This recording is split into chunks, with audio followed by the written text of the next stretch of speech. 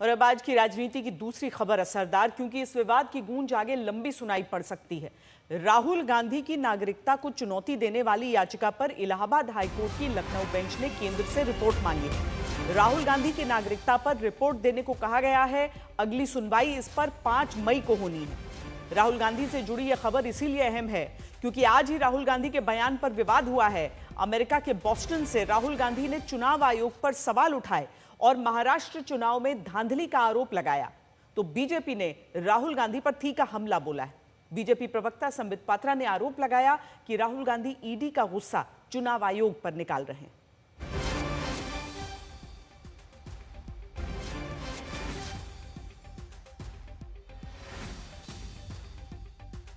More people voted in the Maharashtra assembly elections than there are adults in Maharashtra. This is the fact. And the election commission gave us a figure, voting figure for 5:30 in the evening. And between 5:30 in the evening and 7:30 in the evening, when the polls were supposed to have closed, 65 lakh voters voted. Now, that is physically impossible to happen, right? Because for a voter to vote, it takes approximately 3 minutes. And if you do the math, it would mean that there were lines of voters till 2 o'clock at night voting all night, and this didn't happen. So we asked them, but look, evening, you have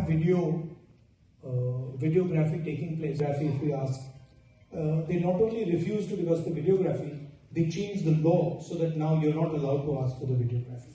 So it's very clear to us that the election commission is compromised. It's very clear that there is something very wrong with the system. We've said it. We've said it publicly. I've said it multiple times. 2018 में जब मां बेटे को national Herald की case में bell मिला था, 50,000 रुपए की श्योरिटी पर दोनों को बेल मिला था। और जब यह बेल मिला था, उस समय एक जश्न भ्रष्टाचार बैंड बाजा के साथ मां बेटे बेल पाकर कोर्ट से अपने ऑफिस तक गए थे।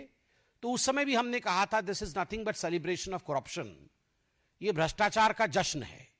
और आज भी ब्लेटेंट जश्न मनाने की कोशिश कांग्रेस पार्टी कर रही है। मैं एजेएल के पूरे डिटेल में नहीं जाने वाला हूं, क्योंकि एजेएल और नेशनल हेराल्ड के केस को आप जानते हैं। हम लगभग अनेकों वर्षों से इसको लोकतांत्रिक तरीके से जनता के सामने रख रहे हैं कि किस प्रकार से मां और बेटे सोनिया गांधी और राहुल गांधी जी ने यंग इंडिया नामक एक कंपनी बनाई, जिसके कि 76% के दोनों स्टेक होल्डर थे। और 76% के स्टेक होल्डर होने के बाद नकली कंपनी से लोन लेकर 1 करोड़ का, डोटेक्स इंडिया से लोन लेकर मात्र 50 लाख रुपए दिया एजेएल को, जो कि होल्डिंग कंपनी है नेशनल हेराल्ड की। और 50,000 के एवज में 5,000 करोड़ की जो प्रॉपर्टी है एजेएल की, पूरे देश भर में उसका मालिकाना हक अपने पास ले लिया। कोई राहुल जी ने जो बात कही है, उसमें जो सच्चाई है उसको क्यों नहीं एड्रेस करते? जो उन्होंने तथ्य रखे हैं कि जितने वोट बढ़े हैं, मतलब थोड़े बहुत वोट नहीं बढ़े, 48-49 लाख वोट बढ़े और सबके सब एक पार्टी की तरफ जा रहे हैं। तो ये सारी चीजें हैं, जब तक इस देश का इलेक्शन कमीशन निष्पक्ष नहीं होगा, स्वतंत्र नहीं होगा, किसी दबाव से मुक्त नहीं होगा, तब तक लोकतंत्र कैसे जिंदा रहेगा? तो लोकतंत्र की आवाज तो उठानी पड़ेगी।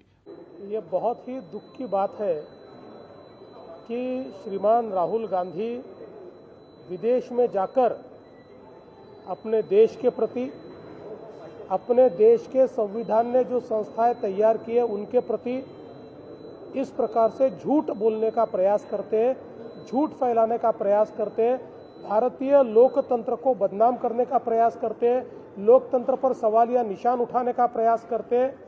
ये बहुत ही निंदनीय इस प्रकार से उनका काम चल रहा है। बार बार चुनाव हारने के बाद उनके ऊपर जो परिणाम हुआ है, उसके चलते मुझे लगता है कि इस प्रकार की हरकतें वो कर रहे हैं।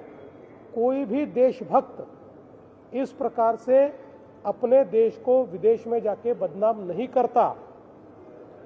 राहुल गांधी जिस प्रकार का बर्ताव कर रहे हैं, उनके चरित्र पर एक सवालिया निशान इसके कारण खड़ा हुआ है।